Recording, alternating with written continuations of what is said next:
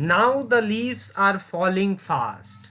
ठीक है, तो पहला 4 लाइन जो है, now the leaves are falling fast, nurses flowers will not last, nurses to the graves are gone and the prams go rolling on। ठीक है, तो पहला 3 लाइन जो है इसमें जोर दिया जा रहा है किस पे, लीव्स आर फॉलिंग फास्ट। कहने का मतलब कि लीव्स जो हैं वो ह्यूमन बींग्स को सिंबलाइज कर रही हैं और लीव्स जल्दी जल्दी गिर रही हैं, यानी कि ये जो फॉलिंग लीव्स का बात किया गया है, ये फॉलिंग लीव्स किस चीज को सिंबलाइज कर रहे हैं, डेथ ऑफ ह्यूमन बींग्स। ठीक है, so now the leaves are falling fast, यानी कि इंसान की मौत जो है वो बहुत करीब आ गई है, बहुत जल्दी आ गई है। Nurses flowers will not last, nurses flower, देखो नर्स यानी कि जिस तरीके से एक मरता हुआ आदमी किसी के सपोर्ट पे, किसी के केयर पे जिंदा रहता है, वैसे ही नर्सेस फ्लावर का क्या मतलब हो गया, नर्सेस फ्लावर दरअसल यानी कि ऐसा कोई पेड़ जो कि किसी और पेड़ के न्यूट्रिशन पे जिंदा रहता है। ओके, जो कि किसी और पेड़ के न्यूट्रिशन पे, किसी के सपोर्ट पे जिंदा रहता है। यानी कि कोई इंसान जो सपोर्ट पे जिंदा है किसी और के, तो वो सपोर्ट जो है वो अब खत्म होने वाला है, यानी उस इंसान की अब मौत आने वाली है। ठीक है, so nurses flower will not last, nurses to the graves are gone, यानी ये जो फ्लावर्स है, ये जो लीव्स हैं, ये अब अपनी ग्रेव तक, अपनी कब्र तक जा चुके हैं। And the prams go rolling on, pram क्या होता है, वो बच्चा लोग का जो कैरियज होता है, यानी बच्चा लोग को जिसमें डाल के घुमाया जाता है, 4 व्हील का होता है, तो वो प्रैम्स जो हैं अभी भी रोल कर रहे हैं, यानी इधर से उधर घूम रहे हैं। कहने का मतलब कि the poet is saying, the poet is saying about death, the poet is saying about death which is coming, मौत के बारे में कह रहे हैं जो कि जस्ट आ ही रहा है।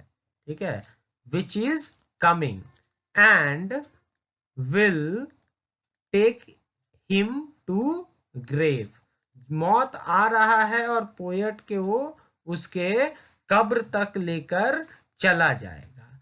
बट, ठीक है, लेकिन कहीं पे एक नई जिंदगी फल फूल रही है। ठीक है, एक नई जिंदगी जिसको कि ये प्रैम से रेफर किए हैं, यानी कुछ नए बच्चे जो है वो उनका जन्म हो रहा है और वो इस दुनिया में घूमने के लिए आ रहे हैं। But a new life will go on, rolling मतलब कि चलता ही जाएगा, चलता ही जाएगा, चलता ही जाएगा। ये है पहला पैराग्राफ। सेकंड पैराग्राफ जो है वो कह रहा है whispering neighbours left and right. ठीक है, whispering neighbours left and right, यानी कि चारों तरफ से, चारों तरफ से पड़ोसी जो है वो कुछ कुछ बोल रहे हैं। विस्परिंग नेबर्स यहाँ पे किसके लिए यूज हुआ है, एंजल्स ऑफ डेथ के लिए।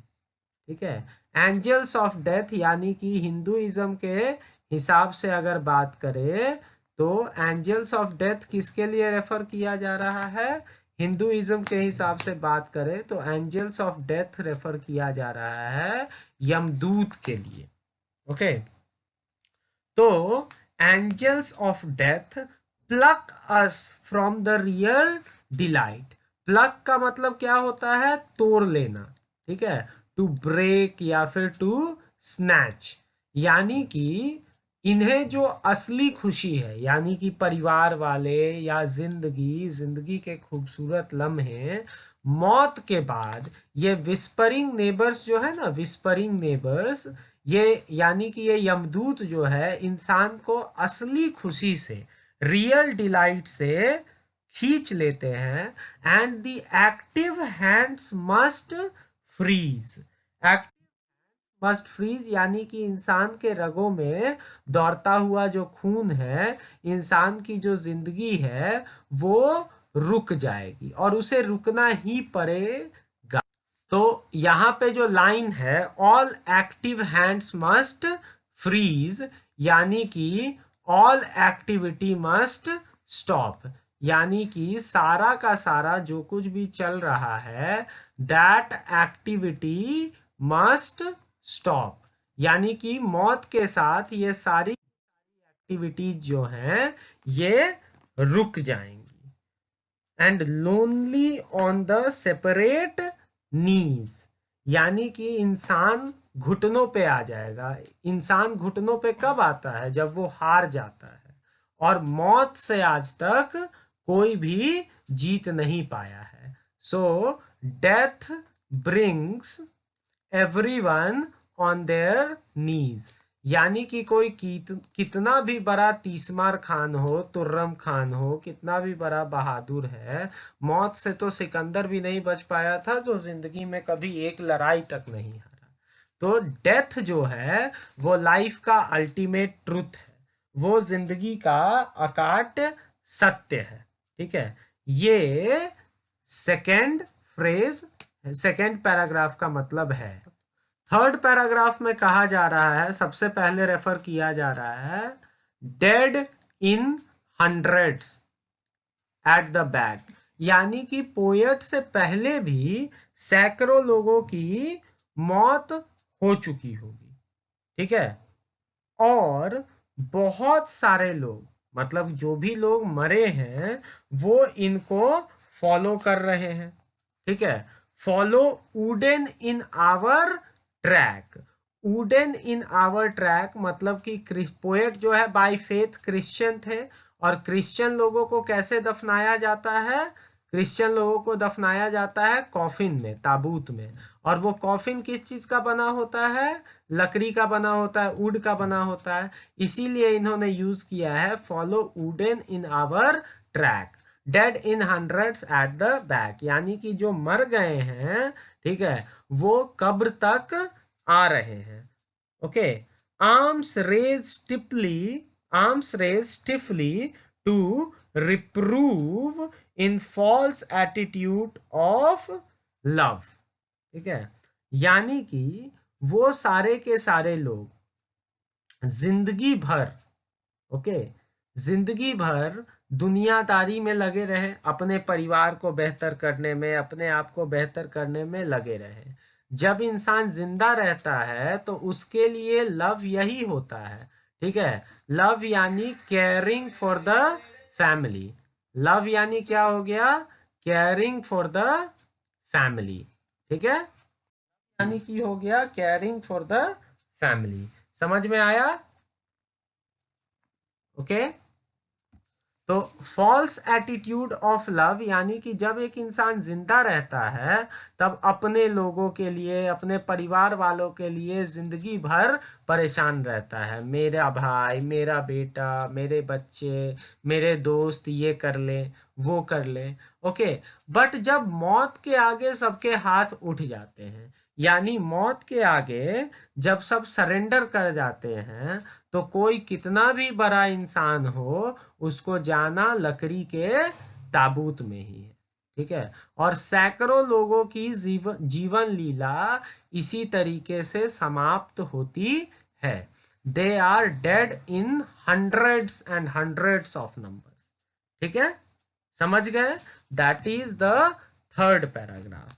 फोर्थ पैराग्राफ क्या कह रहा है? Starving through the leafless wood, starving through the leafless wood. Wood का मतलब कि वही जो लकड़ी यूज होती है, पेड़ की जो लकड़ी यूज होती है कॉफिन बनाने में, वो भी बिना पत्तों की है, क्योंकि पेड़ को काट के तब ना उसका लकड़ी का प्लैंक से कॉफिन बनता है। यानी कि जिस बक्से में तुम जा रहे हो वो लकड़ी भी मरी हुई है। Even that would is leafless. Okay, तो उसके बाद फोर्थ पैराग्राफ में है, एक तो लीफलेस वुड है, उसके बाद है trolls run scolding for their food. Trolls जो है, ये कौन से ट्रोल्स हैं, तो ये बड़े से विशालकाय क्रिएचर्स होते हैं। वैसे तो इंसान ही होते हैं, लेकिन ये बारबैरिक हंटर्स होते हैं, यानी आदिवासी टाइप के होते हैं, जो कि बहुत ही सॉलिड बिल्ट होते हैं, जिनको सिर्फ और सिर्फ अपने भोजन से मतलब होता है और किसी चीज से मतलब नहीं होता है। ओके, तो ये ट्रोल्स जो हैं, माइथोलॉजिकल क्रिएचर्स, ये ट्रोल्स चारों तरफ अपना खाना ढूंढ रहे हैं।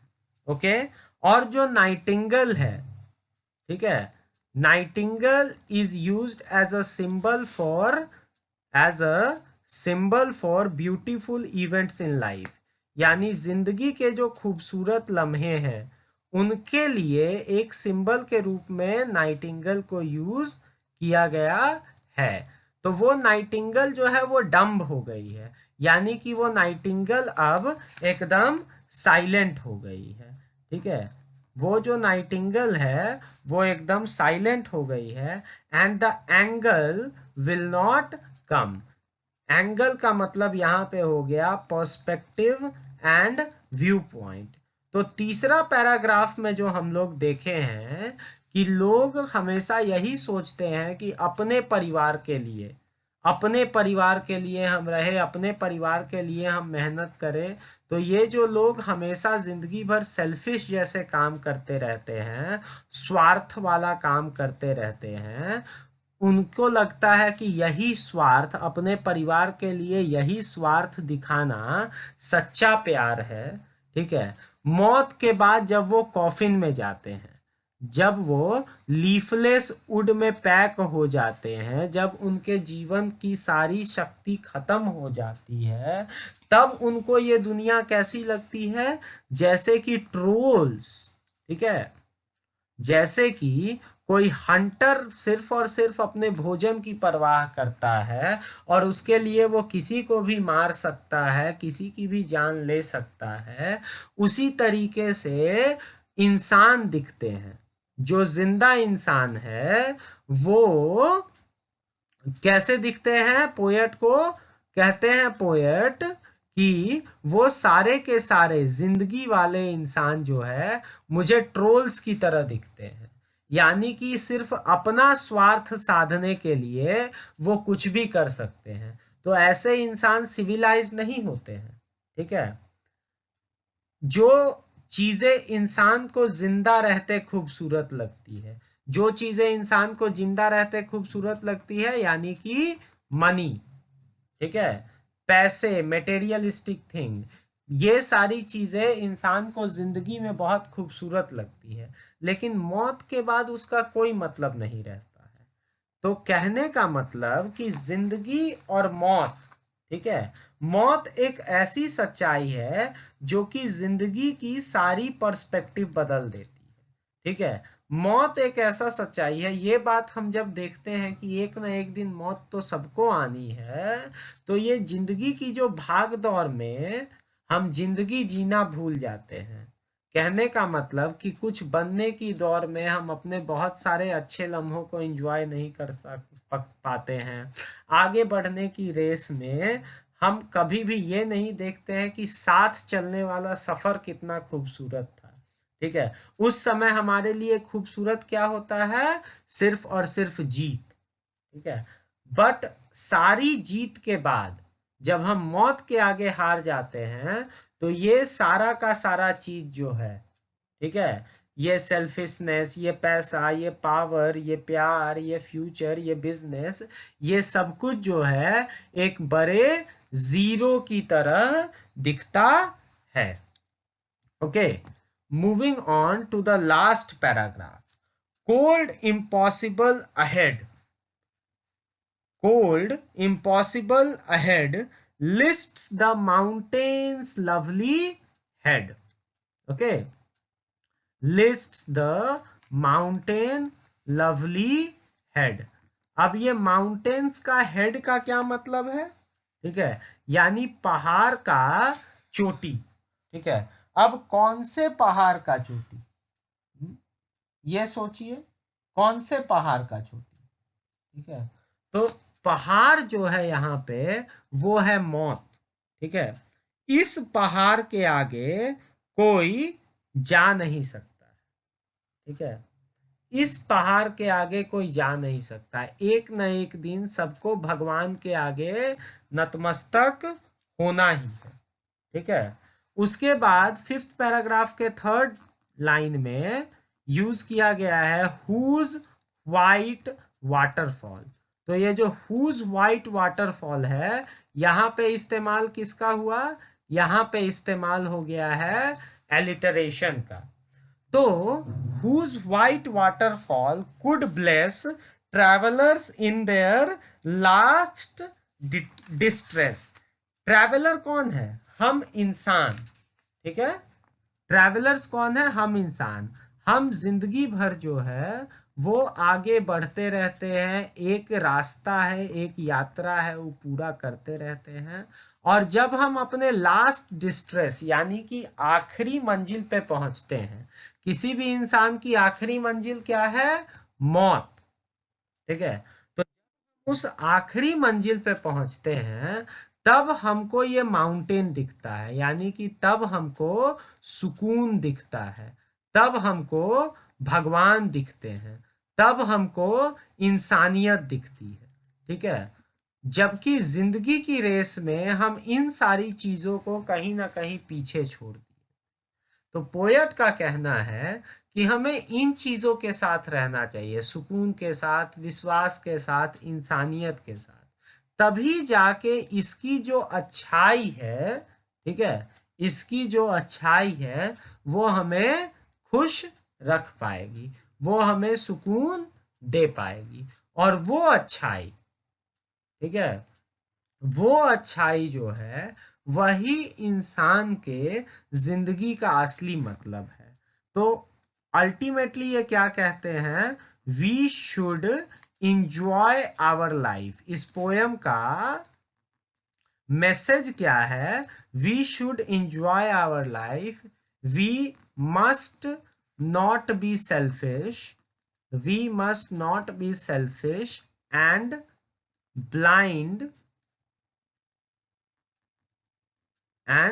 blind because life is only meaningful when we have done some good deeds। यानी जिंदगी में अगर हमने कुछ अच्छे कर्म किए हैं तभी जिंदगी हमारे लिए अच्छी हो सकती है। और अल्टीमेटली क्या कहते हैं कि डेथ विल कम।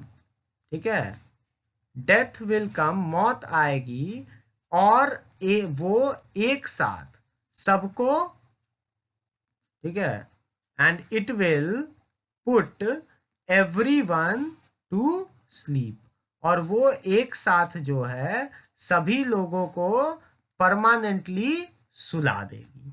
तो पत्ते अब गिर रहे हैं, now the leaves are falling fast. ठीक है, तो वक्त जो है बहुत तेजी से बीत रहा है, और इससे पहले कि हम कॉफिन में बंद हो, इससे पहले कि हमारी जीवन लीला समाप्त हो, हमें क्या करना है? हमें जिंदगी में कुछ अच्छा काम कर जाना है। ठीक है, यही है पोएट का एडवाइस। ओके, कि हम खुद चैन से रहें और दूसरों को भी चैन से जीने दे। ओके, हम दिन पर प्रतिदिन हम क्या हैं? हम एक ट्रैवलर की तरह हैं। द ट्रैवलर से पोएट का मतलब है ह्यूमन बीइंग्स। ठीक है, human beings who are travelling towards death. ऐसे इंसान जो कि हमेशा मौत की तरफ, पल पल मौत की तरफ आगे बढ़ रहे हैं। ऐसे इंसान जो कि हर पल मौत की तरफ आगे बढ़ रहे हैं। लीव्स से पोएट का मतलब है, फॉलिंग लीव्स से मतलब क्या है? Dying human beings. ठीक है, मरते हुए इंसान, डाइंग ह्यूमंस।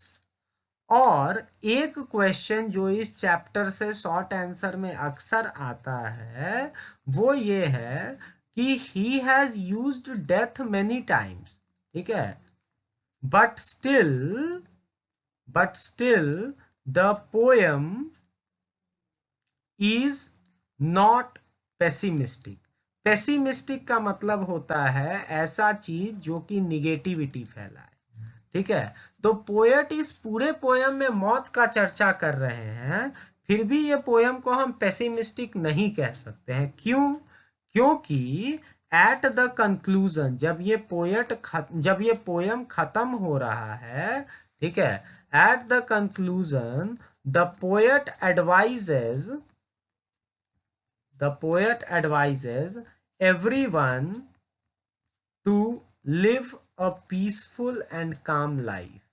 सबको पोएट ये सलाह देते हैं कि हम चैन और सुकून की जिंदगी जिए, क्योंकि जब हम चैन और सुकून की जिंदगी जिएंगे तभी ये पॉसिबल हो पाएगा कि हम इस दुनिया को एक बेहतर जगह बना सके, ठीक है। Okay, that is what the poet wants to convey. समझ गए? If you have any doubts then please tell it in the comment section।